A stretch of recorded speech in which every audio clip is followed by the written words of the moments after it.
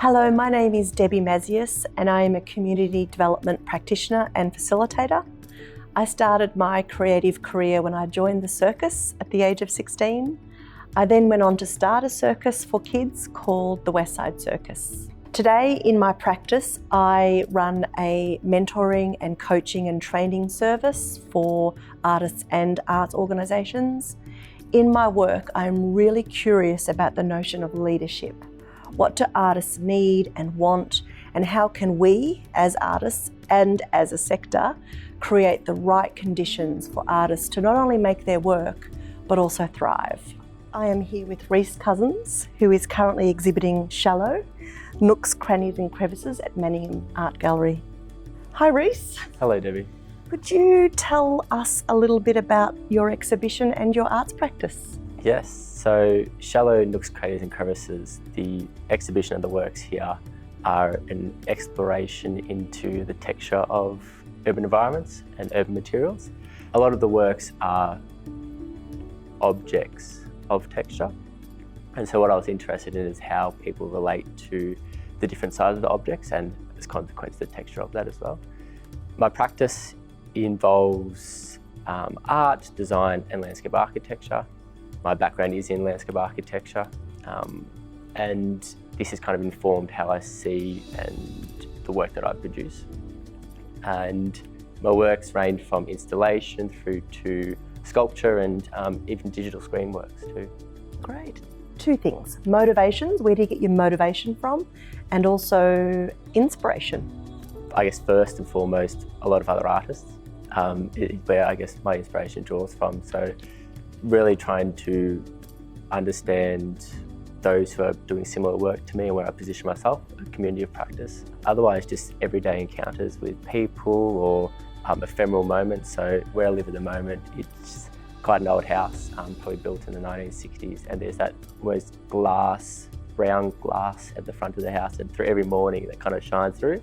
It's this beautiful moment that's really nice, and it does inspire me. And looking around the exhibition, I notice that you utilise everyday materials. Tell us more about that process. Most of the materials in this exhibition are plaster, concrete. There is kind of urban material remnants in a way, so the brick and the timber and the like. And for me, I think this is probably drawn from my education and those materials. That I also have a lot of found materials too. So that could be from the kind of typical hard rubbish, but also stuff that may be, through a walk I found lying on the side of the street that I think could be inspirational and also contribute to work that I'm producing or ideas that I have.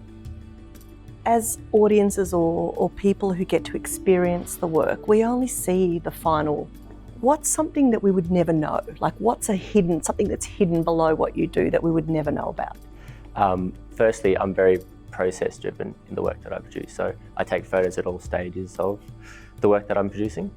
So from the beginning, what I've actually collected, all the materials and the equipment that I use to make it, and then kind of how it progresses. And in particular, the main work for me, the installation grounding, a majority of those tiles have been cast in public spaces throughout the city of Manningham.